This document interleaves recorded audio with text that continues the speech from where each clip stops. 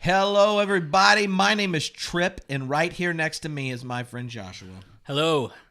We are excited that you decided to hang out with us digitally on a video and hear about the three different pillars for transformational architecture. That's right. You are leaders who are interested in actually being change agents in your congregation, ministry setting, and stuff. So, hi, we like you. I'm excited today. Oh, yeah. Because we've refined this since our first video way back in the fall. Yes. We've been working on these videos, the content here, and they're all connected to even a bigger collection of work we've been putting together as part of our work here at the Hatchery in Redondo Beach, California.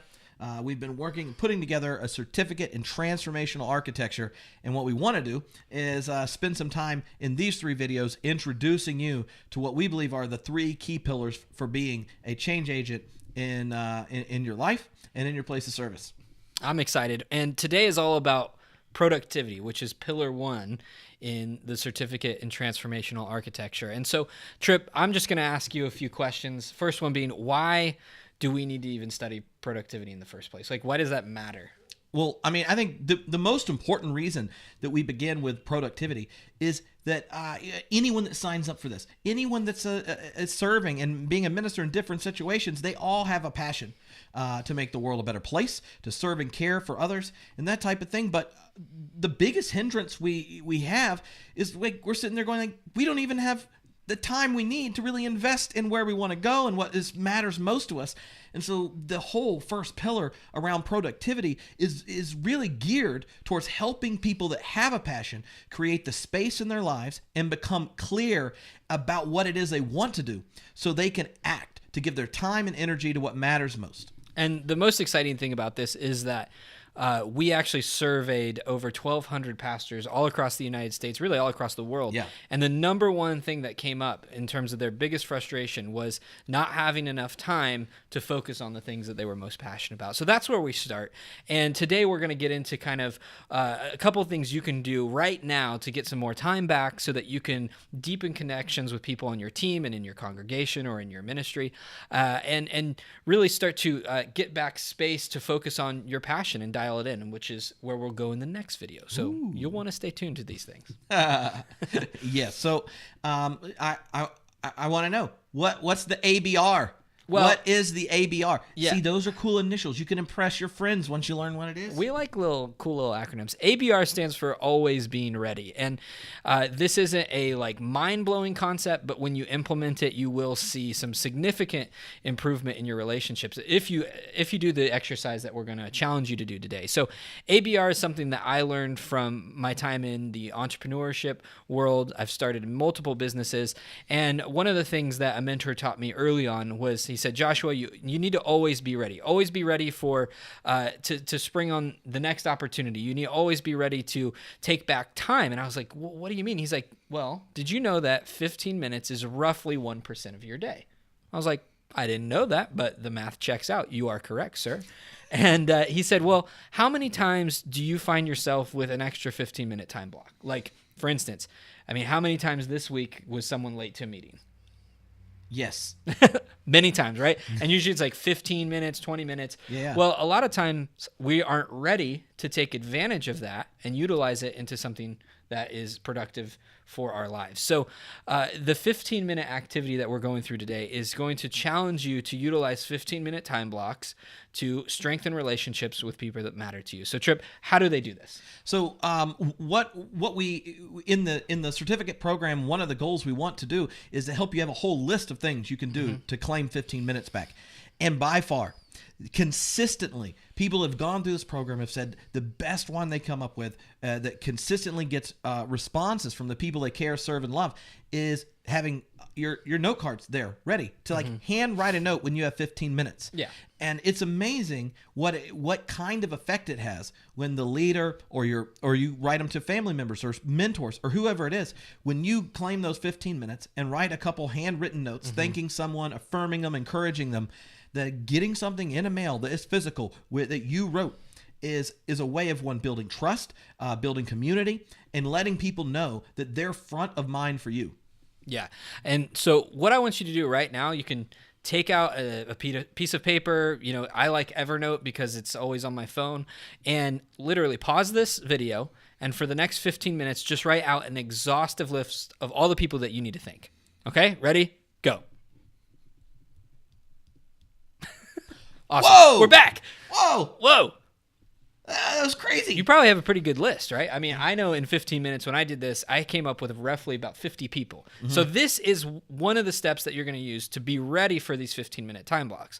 The next thing you need to do is get on Amazon, go to Target, wherever you want to go, and get a very just reasonable box of thank you cards. Like spend, $5, $10 and buy a box of thank you cards and keep them in your backpack, your purse, your man purse, whatever you're into, like just keep them on you in your car, in your glove compartment. It doesn't matter. Because the thing is, next time someone says, hey, Trip, I'm going to be 15 minutes late, you use that as a trigger to go, great, I can probably crank out 1, maybe 2 thank you cards, and I already know who I'm writing to because I've already prepared. And now you're not so much pondering how to utilize this time. You're snapping into a plan. You're snapping into a gratitude plan. And I think what's most interesting about utilizing 15-minute time blocks to thank people is thank you cards are something we probably know we should be writing, but we never prioritize it. So it never actually happens. But I have been amazed by how many times architects have come back to us and said, you know what? I did that thank you card routine that you talked about. And I've had everyone say that, actually, we just got a massive donor to our ministry because they were reminded they had like some big event in their life where they came into some money and they're like, hey, you know what? This person's being grateful and that never happens ever in my world. Yeah. So here's a nice check to your ministry. I mean, that's just one example, but we've had people talk about just deepening relationships with people on their team, like how their team environment has changed, the relationships on their in their staff. I just think it's interesting because a thank you card is so different than a text message or an email. Those are cheap. When you sit down and write a thank you card, that is dedicating some time. And that really, I think it sits at a different level with people. Yeah, because you're essentially giving them a physical memento that says, this person actually thinks about me, cares about me, and took the time to do it. We regularly think about people that have blessed us, that serve with us, that we care for. And this is like telling them, like I actually do think about you and am grateful and such. And one of the things I did when I was serving full time in a church is I would get the list of everyone that's serving in committees and stuff like that. And I just knew who's in charge of the committee to tell them, like, thank you. Because volunteers that sign up for a committee, no one signs up because they're like, what's cool? Committee meetings. Okay, maybe there's one person, but when you get the message from the minister, it says, I know your time's valuable and you are giving it to help all these people at the church. And if you can name something specific, their committee or what they've done in it, then they know that you're observing them and caring and really invested in their contributions to the church. So and the other thing that I found that's helpful is that, like, when you're a leader and you are trying to really make change, it's important to have people that feel comfortable speaking into your life. Yeah. So who are your mentors? Who are the people you trust to call you out and challenge you? They feel more comfortable doing that when they hear from you and you thank them for that wisdom and say, like, I'm always ready to hear. I'm always ready to listen. It is a powerful gift, a powerful exercise, and has continually paid dividends for me. Yeah. So in Pillar 1 in the Certificate in Transformational Architecture, this is just literally 1 week's ideas. We have 12 weeks of productivity things. Oh yeah. And this is an opportunity for you to experiment with a lot of different ideas to get time back in your life. Now, trust me, you're not going to implement all of them. You're not like, don't listen and be like, that's just too much. The reality is we're trying to open up space for you to experiment, to try new morning routines, to try new evening routines, to try new work habits, try new tactics like this one, and see what sticks and what doesn't. And you're going to walk away with space in your life to build really cool, awesome things in your ministry or outside of your ministry. And so where we're headed next in the next video is around platform. And so, Trip, what does that even mean? And why should people stay tuned and watch the next video? Well, basically, platform that module is all built out around clarifying what it is you're called to serve, lead, and do, like clarifying your message and then amplifying it, finding the right tools and means to amplify that message so that you can, one, bring a community together, motivate them, energize them, and activate them.